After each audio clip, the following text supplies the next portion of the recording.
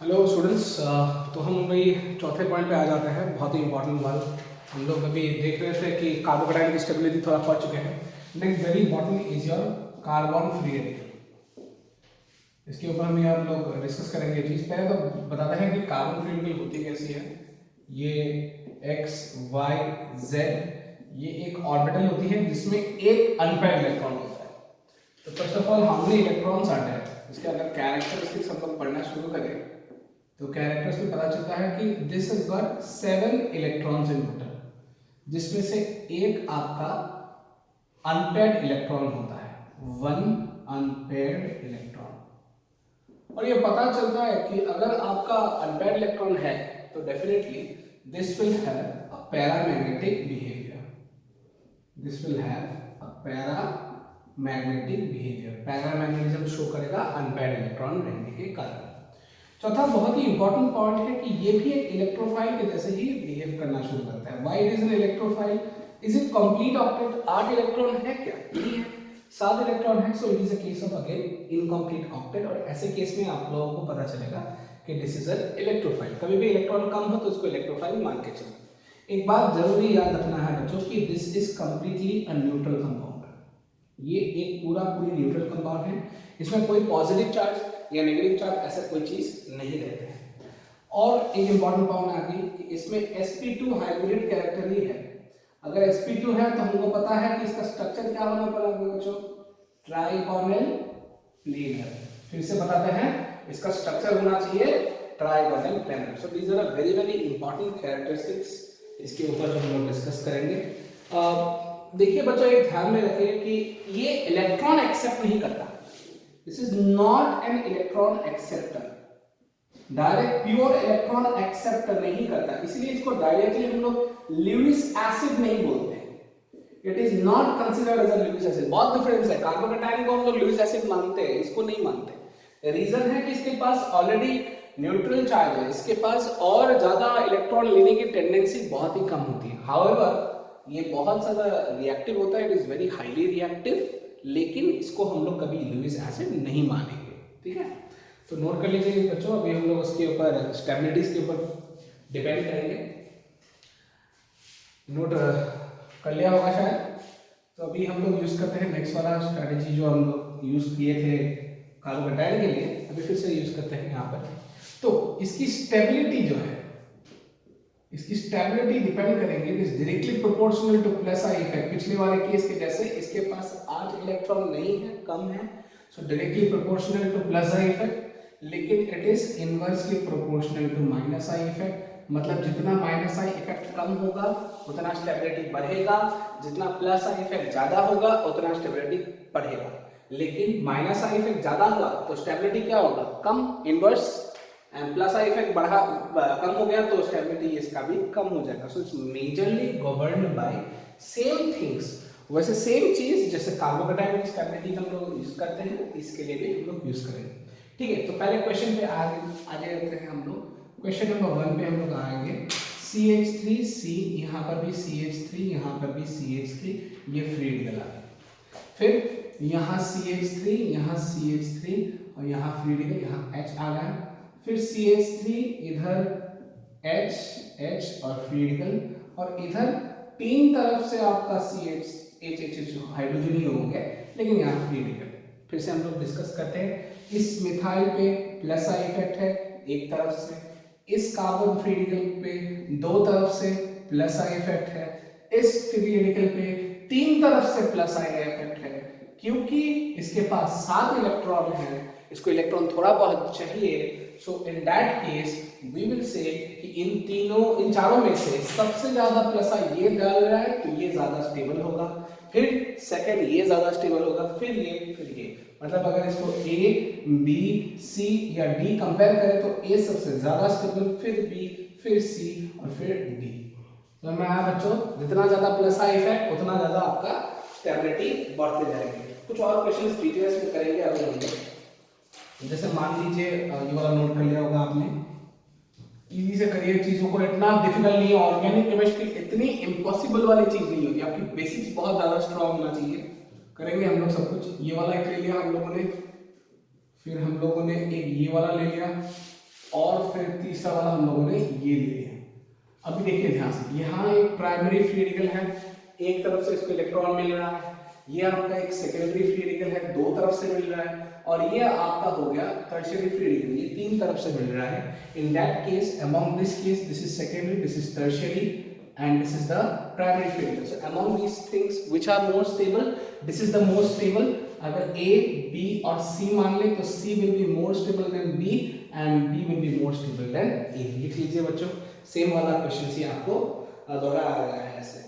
अगर मान लीजिए अभी हम लोग एक और क्वेश्चन करते हैं, यहाँ CH2 फ्री रेडिकल, यहाँ CH2 और यहाँ CH3 डाल दी, इसको हम लोगों ने A नाम का कंपाउंड डाल दिया, और यहाँ CH2 फ्री रेडिकल, यहाँ CH2 और यहाँ पर CpH3 डाल दी B वाला। तो इस पार्ट पे माइनस आई इफेक्ट है, फिनाइल की माइनस आई इफेक्ट होती है, लेकिन यहाँ पर कोई माइनस आई नहीं, ये क्या है बच्चों, प्लस आई इफेक्ट। तो माइनस आई होने से ये क्या होगा, अनस्टेबल होगा। तो इन दोनों कंपाउंड में अनस्टेबल ये है, ये ज्यादा स्टेबल, मतलब A B से ज्यादा आपका स्टेबल होगा। लिख लीजिए बच्चों, वेरी इंपॉर्टेंट, जितना माइनस आई होगा उतना ही ज्यादा अनस्टेबल होते जाएंगे। अगर फिर से एक और क्वेश्चन किया जाए कि यहाँ पर मैंने एक CH2 फ्री रेडिकल डाल दिया, यहाँ पर कुछ नहीं डाला है मैंने, और यहाँ पर भी मैंने एक डाल ली ये CH2 फ्री रेडिकल, और यहाँ पर CF3 डाल दी। अब इन दोनों में ज्यादा कौन सा स्टेबल है, याद करिए, ये आपका माइनस आई इफेक्ट है।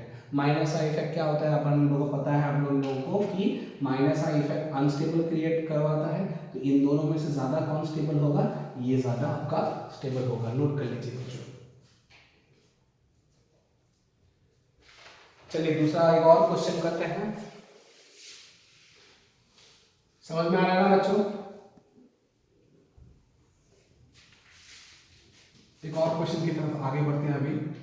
तो मान लीजिए कि मेरे को ऐसा दिया गया है, यहाँ पर एक CH3 लगाया गया है, ये फ्री रेडिकल, यहाँ पर एक यहाँ पर लगाया है NO2, और यहाँ पर लगाया है फ्री रेडिकल, और यहाँ लगाया है NO।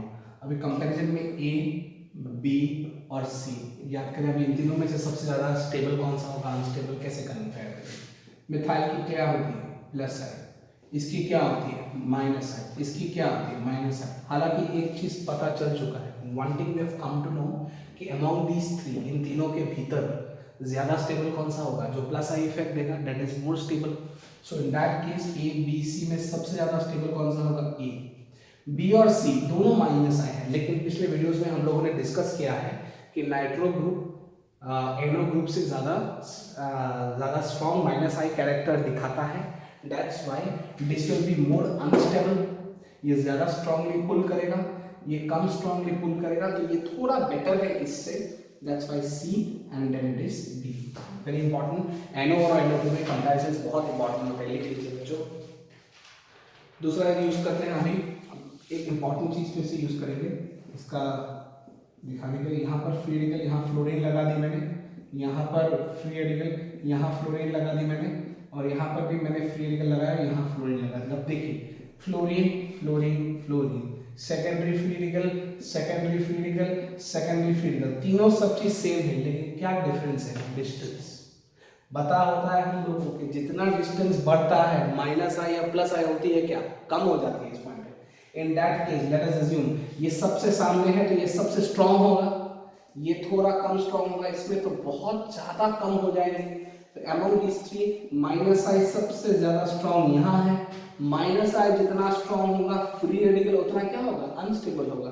अगर कंपेयर करें A, B और C मान के, तो A सबसे कम स्टेबल, फिर B, फिर C। समझ में आया बच्चों। तो डिस्टेंस के ऊपर भी आपका माइनस आई या प्लस आई इफेक्ट डिटेल्स में चेंज होते रहते हैं। और थोड़ा देखते हैं बच्चों, अगर सिंपल क्वेश्चंस में ही आपको घुमाएंगे। देखिए इसको अगर पूरा क्लियर कर लिया आप जीत गए। You will win this particular organic chemistry का जो प्रॉब्लम है ना, सबको दिमाग में जो बैठ जाता है कि ऑर्गेनिक केमिस्ट्री नहीं आता। सीनियर्स लोग हम लोग को बोलते रहे कि ऑर्गेनिक केमिस्ट्री समझ में नहीं आता है, ऐसा नहीं है बच्चों। सिंपल से कॉन्सेप्ट क्लियर कीजिए, आपका पूरा ऑर्गेनिक केमिस्ट्री बहुत इजी हो जाएगा। एक और क्वेश्चन पे आते हैं, यहाँ पर ये चीज देख लेते हैं, इधर आया। अच्छा, अब ये कौन सा फ्री रेडिकल है, यहाँ पर भी ये सेकेंडरी फ्री रेडिकल है, और फिर ये कौन सा फ्री रेडिकल है, ये भी आपका सेकेंडरी फ्री रेडिकल है। अब इन दोनों सेकेंडरी फ्री रेडिकल में एक डिफरेंस है कि यहाँ पर सारे के सारे कार्बन क्या है sp3, लेकिन ये वाला कार्बन क्या है बच्चों sp2। पता है हम लोगों को sp2 ज्यादा नेगेटिव है या sp3? sp2 ज्यादा नेगेटिव है। ज्यादा नेगेटिव है मतलब this is more electronegative. More electronegative मतलब मोर माइनस आई, और मोर माइनस आई होने से फ्री रेडिकल क्या होगा बच्चों अनस्टेबल होगा। इन that case this will be again more stable, ये वाला ज्यादा स्टेबल होगा इससे। लिख लीजिए बच्चों, समझ में आ रहा है बच्चों? आहिस्ता आहिस्ता हम लोग मूव करेंगे। अभी हम लोगों ने कार्बन फ्री रेडिकल्स के ऊपर डिटेल्स किया, अब हम लोग नेक्स्ट टॉपिक पे आगे बढ़ेंगे। नोट कर लिया बच्चों? वीडियो को पॉज करके आपको फिर से नोट कर लेना है। नेक्स्ट इंपॉर्टेंट जो है वो हम लोग पढ़ते हैं, very important, कार्बो anions. कार्बो anions, कार्बो anions नाम से ही पता चलता है कि इसके जो है फर्स्ट वेरी इंपॉर्टेंट थिंग कि एनायंस मतलब नेगेटिव चार्ज, ये दिमाग में हमारे बैठ जाता है। कार्बन एनायंस मतलब सर नेगेटिव नेगेटिव नेगेटिव, समझ में तो आता है क्या है वो नेगेटिव। फिर से डिस्कस करते हैं इस पॉइंट पे। तो अगर मान लीजिए मैंने यहाँ पर CX Y और Z बना ली, तो इसमें जो ऑर्बिटल होगा इसमें इलेक्ट्रॉन्स होंगे, और इस ऑर्बिटल में ये आपकी नेगेटिव चार्ज होगी। ये ध्यान में रखा जाए बच्चों। This will have first characteristic that will have, अगर कोई पूछे आपको कि इसमें कितना सिग्मा बॉन्ड है, तो please keep it in mind it will have only 3 sigma bonds, क्योंकि ये आपका प्योर बॉन्ड नहीं होता। इसके ऑर्बिटल्स में इसके नेगेटिव चार्ज इंपल्सिव होते हैं, इसीलिए हम लोग इसको लेते हैं यहाँ पर 1 2 3 ही सिग्मा बॉन्ड होंगे, कभी चेंज नहीं होगा बच्चों। दूसरा इंपॉर्टेंट, इसकी हाइब्रिडाइजेशन sp3 है बच्चों। 1 2 3 4, 3 4 को कैलकुलेट करते हैं। हाइब्रिडाइजेशन में जब हम लोगों ने डिस्कस किया, हम लोगों को पता है कि नेगेटिव चार्ज और सिग्मा बॉन्ड सबको कैलकुलेट करना है, तो 4 हो गए, तो क्या होता है 4 होने से sp3। तीसरा very important one that we are going to discuss is that it's, अगर sp3 है तो स्ट्रक्चर क्या होगा, ट्राइगोनल पिरामिडल, पिरामिड के जैसे शेप में आएगा ये चीज। फिर वेरी इंपॉर्टेंट, इस पे नेगेटिव चार्ज है मतलब इलेक्ट्रॉन भरपूर है, this will be electron rich species. Rich मतलब बहुत ज्यादा इलेक्ट्रॉन की परसेंटेज है, इलेक्ट्रॉन रिच स्पेसिस होगा ये वाला। अच्छा, और इलेक्ट्रॉन रिच तो होगा, तो इसमें ऑक्टेट कंप्लीट है या नहीं? ऑक्टेट कंप्लीट है, इसमें आपकी ऑक्टेट कंप्लीट पूरी की पूरी है, क्योंकि ध्यान से देखिए ये चीज कि यहाँ पर 2 4 6 और यहाँ 2, तो total how many electrons are there? 8 electrons are there, that is why we say that this is complete octet. यहाँ पर कंप्लीट खत्म हो चुका है, ठीक है। Next very important point, this is also a diamagnetic system. This is also a diamagnetic system. Diamagnetic मतलब कोई अनपेयर्ड इलेक्ट्रॉन्स यहाँ पर नहीं होगा। नोट कर लीजिए बच्चों, इसके ऊपर हम लोग डिटेल्स में पढ़ेंगे। एक चीज मैं बता देता हूँ नोट करने से पहले कि stability will be directly proportional to minus I effect. इधर देखिए, ऑलरेडी अगर मेरे माथे के ऊपर इलेक्ट्रॉन्स बहुत ज्यादा है, तो इससे अगर आप खींचना शुरू करें, if you try to pull electrons from you, then if I am the negative charge and you are pulling electrons, आप मुझसे खींच रहे हो electrons, that means at that time I will become more stable। लेकिन अगर यहाँ पर push करें, मेरे ऊपर ऑलरेडी नेगेटिव चार्ज है, आप और इलेक्ट्रॉन पुश कर रहे हैं, तो आपकी स्टेबिलिटी क्या हो जाएगी बच्चों? कम हो जाएगी। So please keep it in mind, minus I effect will increase the stability of your carbanion, लेकिन plus I effect will decrease the stability of your carbanion. ठीक है, नोट कर लिया होगा शायद, लिख लीजिए। इसके बाद हम लोग क्वेश्चन अभी शुरू कर देते हैं। बहुत सारे एग्जांपल्स भी होंगे, हम लोगों को यहाँ पर डिस्कस करना पड़ेगा, बहुत सारे चीज़ छोटे छोटे इंपॉर्टेंट पॉइंट्स होंगे यहाँ पर, तो देखते हैं यहाँ पर। तो first let's go to some questions. यहाँ पर एक नेगेटिव चार्ज, यहाँ एक नेगेटिव चार्ज और यहाँ एक नेगेटिव चार्ज।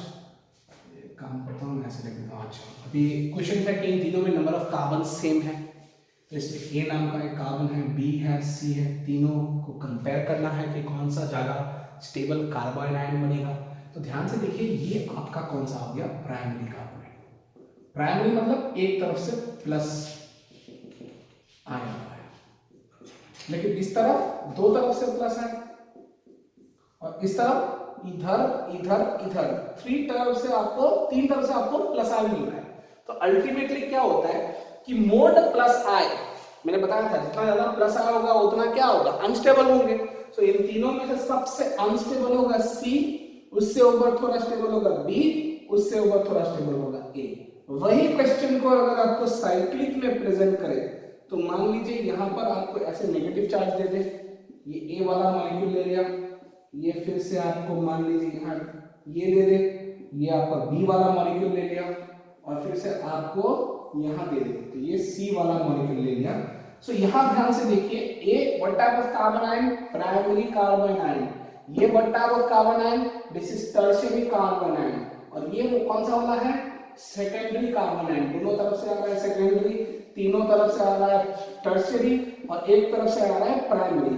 तो किस पे ज्यादा पुश है, पुश इस पे ज्यादा है, इसमें 3 से ज्यादा है, इसमें 2 से ज्यादा है, इसमें ज्यादा है, 3 तरफ से इलेक्ट्रॉन को पुश कर रहा है, तो tertiary carbon ion will be very much unstable. इन तीनों में से सबसे अनस्टेबल बी है, थोड़ा ज्यादा स्टेबल ये होगा इसके कंपैरिजन में तो सी, और सबसे ज्यादा स्टेबल होगा आपका ए। तो सबसे ज्यादा स्टेबल ए, फिर सी, फिर बी। नोट कर लीजिए बच्चों। हाइब्रिडाइजेशन भी बहुत इंपॉर्टेंट इम्पैक्ट दिखाता है, हम लोग देखेंगे, नोट कर लिया शायद आपने। तो अभी नेक्स्ट एक और क्वेश्चन देखते हैं इसके ऊपर।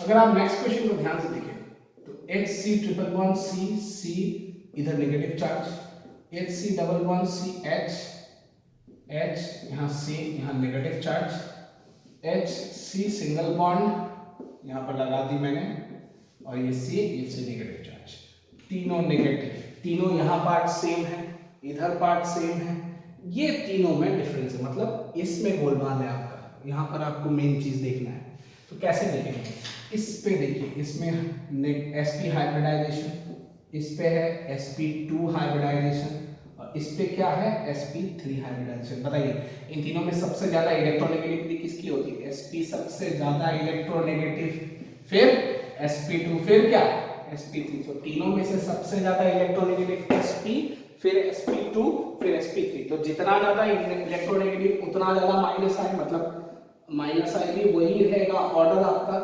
तो अभी बताइए, कार्बन एनायन है, मुझे खींचना चाहिए इलेक्ट्रॉन या देना चाहिए, आई शुड पुश इलेक्ट्रॉन और pull electrons, I should pull electrons. Pull कहां से करेंगे ज्यादा, sp से ज्यादा पुल करेंगे या sp2 या sp3, sp से ज्यादा पुल करेंगे। जो ज्यादा पुल करेंगे, जितना ज्यादा माइनस आए उतना स्टेबल कार्बो एनायन। और उसी के हिसाब से ये पता चला कि इन तीनों में से सबसे, अगर इसको ए मॉलिक्यूल, इसको बी मॉलिक्यूल, इसको सी मॉलिक्यूल ले लेते हैं तो सबसे स्टेबल होगा ए, फिर बी, फिर आपका सी। लिख लीजिए बच्चों।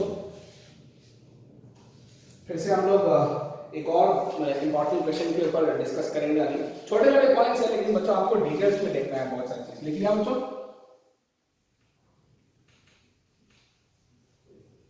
तो बच्चों क्या है कि एक क्वेश्चन कभी कभी ऐसे आते हैं, ये मैंने ए मॉलिक्यूल मान लिया, फिर मान लीजिए कि इधर मैंने क्लोरीन डाल दी, ये नेगेटिव चार्ज। अच्छा, तो अभी क्या है कि देखिए ध्यान से, ये नेगेटिव, ये भी प्राइमरी कार्बन आयन है, ये भी आपका प्राइमरी कार्बन आयन है। और फिर पूछा गया कि किसमें क्या स्टेबल है, कौन स्टेबल नहीं है, ये बहुत सारा चीज, बहुत इंपॉर्टेंट कॉन्सेप्ट्स आते हैं। मैंने इन दोनों मॉलिक्यूल्स को ले लिया अभी, देखिए ध्यान से अभी। तो अगर ये क्वेश्चन पूछा जाए कि इन दोनों में से मॉलिक्यूल में से ज्यादा स्टेबल कौन है, तो ध्यान से देखिए, नेगेटिव की ओर ये क्लोरीन क्या है, माइनस है, ये क्लोरीन क्या है, माइनस है। लेकिन ये माइनस है कब आ रहा है, अगर इसको हम लोग फर्स्ट कार्बन मान लेते हैं तो ये सेकंड कार्बन के ही आपको क्लोरीन मिल रहा है। लेकिन अगर इसको फर्स्ट मानते हैं, ये सेकंड मानते हैं, तो तीसरे कार्बन पे आपको क्लोरीन मिल रहा है। सो among these two which is a more minus I strong, जितना ज्यादा सामने उतना ज्यादा स्ट्रॉन्ग इंडक्टिव इफेक्ट। इसमें डिस्टेंस ज्यादा है या इसमें डिस्टेंस ज्यादा है, इसमें डिस्टेंस ज्यादा है, तो इसमें माइनस आई की पावर क्या होगी, कम होते जाएंगे, क्योंकि जितना डिस्टेंस उतना कम आपका माइनस आई। तो इन दोनों में से अगर इसको ए मॉलिक्यूल और बी मॉलिक्यूल, इसको अगर मान लीजिए ए ले लिया, ये बी ले लिया, तो ए ज्यादा स्टेबल होगा बी से। लिख लीजिए बच्चों, इंपॉर्टेंट कॉन्सेप्ट है, भूल मत जाइए, बहुत प्रैक्टिस करना होता है आप लोगों को इन चीजों में। So will go into money more details, ठीक है। एक और एग्जांपल ले लेते हैं। ये ले लिया 2 फ्लोरीन इस तरफ ले लिया हम लोगों ने, और अगर मान लीजिए कि इधर एक फ्लोरीन, इधर फ्लोरीन, इधर फ्लोरीन, इधर फ्लोरीन, ये ए मॉलिक्यूल, ये बी मॉलिक्यूल, फिर से पूछना शुरू कर दिया कि कौन सा ज़्यादा स्टेबल है।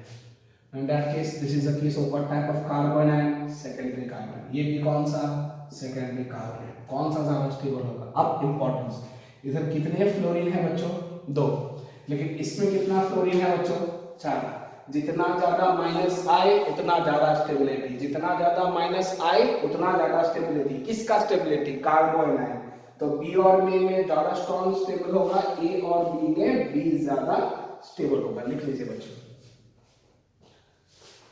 सेम क्वेश्चंस, कोई दोहराते नहीं है, कोई दिक्कत नहीं है। आपको अगर एक और क्वेश्चन दिया जाए, सिंपल क्वेश्चन सारे आपको दिखा देता हूँ कि मान लीजिए आपको यहाँ पर एक नेगेटिव चार्ज दे दी और यहाँ आपको CF3 डाल दिया, फिर यहाँ पर आपको एक नेगेटिव चार्ज डाल दी, फिर यहाँ पर CCl3 डाल दिया, और फिर यहाँ पर आपको नेगेटिव चार्ज डाल दी, फिर यहाँ पर CBr3 डाल दिया, और पूछा गया है कि इन तीनों में सबसे ज्यादा स्टेबल कौन है। तो ध्यान से देखते हैं, कार्बोनाइन प्राइमरी, कार्बोनाइन प्राइमरी, कार्बोनाइन प्राइमरी, तीनों में कार्बोनाइन आपका प्राइमरी ही है। तो अगर प्राइमरी ही है तो इन तीनों में से ये माइनस आई इफेक्ट, ये माइनस आई इफेक्ट, और ये भी आपका माइनस आई इफेक्ट। तो इन तीनों माइनस आई इफेक्ट में सबसे ज्यादा स्टेबल कौन सा है, ये सबसे स्ट्रॉन्ग है।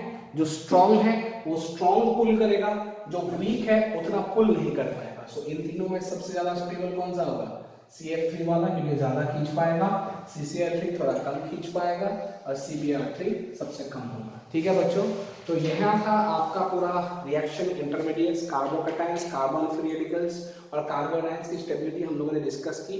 इंडक्टिव इफेक्ट का next very important topic acid base strength है, अगले लेक्चर पे हम लोग डिस्कस करेंगे। तब तक आप लोग थोड़ा प्रैक्टिस कर लीजिए, और कोई डाउट्स वगैरह हो तो यहाँ पर भी आप पूछ सकते हो। ठीक है, थैंक यू फॉर टुडे।